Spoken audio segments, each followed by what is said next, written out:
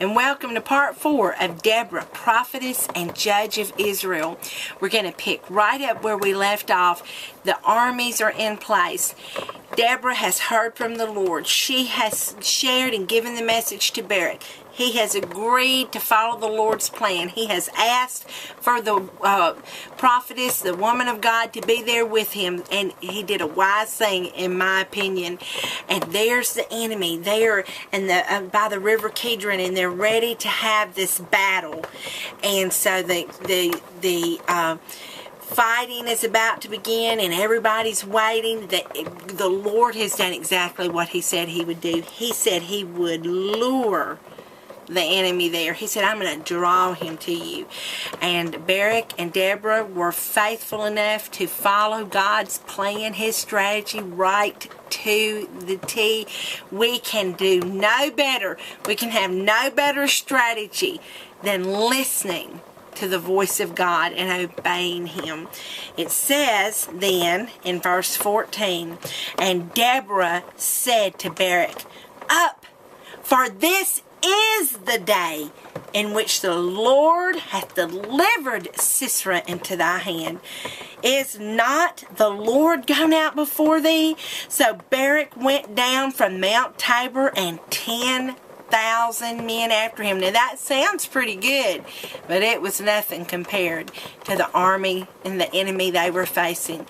They weren't much compared to the enemy, but their God compared to the enemy was awesome. He was able. When we're not able, he's able. When we're not faithful, he is faithful.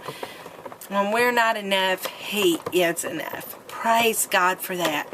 And so Deborah is there, the prophetess, and so she speaks, and we're going to see some really cool scriptures in chapter 5 later in this teaching, where Deborah says that she was told to awake, to rise up, to get up, and now she's saying that to Barak. Get up, this is the day, this is the moment. Do you know that when God speaks to us concerning a plan in our life, concerning something that he wants us to do, a calling, a change, an action that we must take, did you know we can mess everything up if we don't do it at precisely the right moment? If we try to get ahead of God, or if we lag behind and don't answer quickly and obediently and timely, he is an on-time God, and his timing is perfect.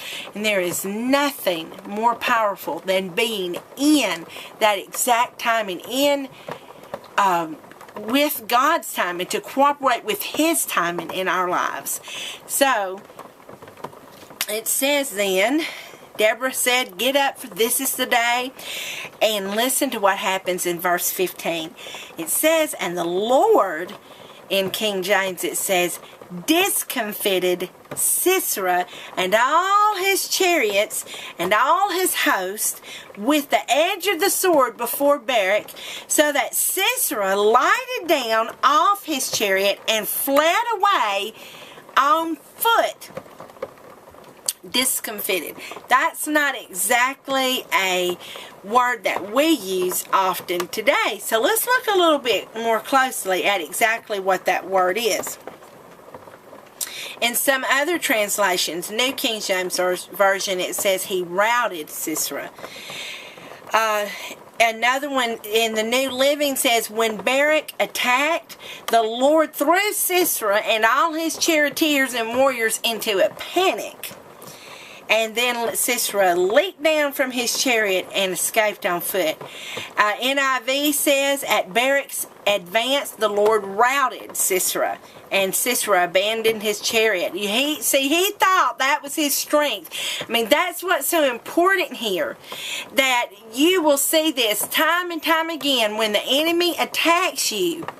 If we can listen to the Lord, and only the Lord could do this. We could never be able to turn someone's strength against them. That's not within our power. But our God can do that.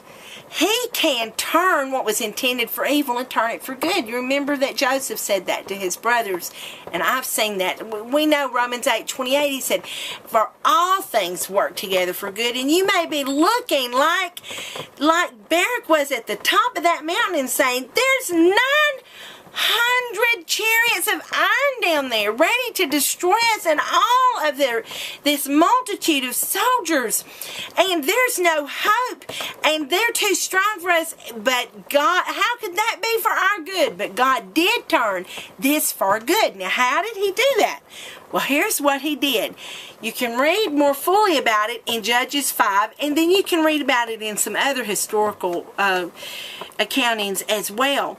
But basically what happened is God caused the earth to tremble, and he caused the water to come, and so and a flood perhaps, or rains. We're not sure exactly how he did it, but Sisera's strength that he was counting on, those horses and those iron chariots, guess what they did in the mud? They began to sink.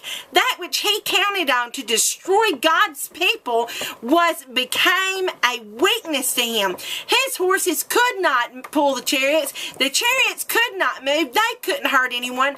They could not be turned and used against God's people. God intervened. And when we are faithful, to listen to the voice of God and to obey him, even when it looks like a suicide mission, even when it looks like it doesn't make any sense, even when it looks like if we forgive one more time, our heart might be crushed,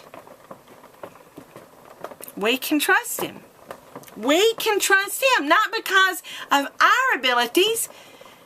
We should no more pay attention to our abilities or inabilities than that of the enemy. Let God develop the strategies and learn to hear him and listen to his voice and obey him without hesitation. And so here is this captain of the host, this Sisera, who has spoiled the land, who has taken prizes of clothing of young women to his probably equally evil mother, who has taken young girls and young women and given them to his soldiers to be used and as rewards, who has ravaged the land and taken what was precious to the people, and looked like he could not be defeated, and had his iron chariots. And what does he do? He has jumped off his chariot and took off running on foot. Let's catch up with him here in the scriptures. And it says, after he did that and fled away on his feet, he trusted in chariots and he trusted in horses. But Barak trusted in the name of the Lord. Who are you going to trust in? But Barak pursued, in verse 16, after the chariots and after the host unto Harosheth of the Gentiles, and all the host of Sisera fell upon the edge of the sword, and there was not one man left. When God defeats an enemy, he defeats an enemy. Verse 17, howbeit Sisera fled away on his feet to the tent of Jael, the wife of Heber the Kenite. Remember him? We talked about him a little while ago. For there was peace between Jabin, the king of Hazor, and the house of Heber the Kenite. And Jael went out to meet Sisera, and said unto him, Turn in, my lord, turn in to me, fear not. And when he had turned into her into the tent, she covered him with a mantle. And he said unto her, Give me, I pray thee, a little water to drink, for I am thirsty. And she opened a bottle of milk, and gave him drink, and covered him. And again he said unto her, Stand in the door of the tent, and it shall be, when any man doth come and inquire of thee, and say, Is there any man here? That thou shalt say, No. Then Jael, well, let's stop right there and look before we look at verse 21. Sisera was very arrogant. When he saw Jael telling him to come on in, there he was, I'm sure, clad still in his armor and his battle gear. He never for a moment crossed his mind that a woman whom he had used for spoiling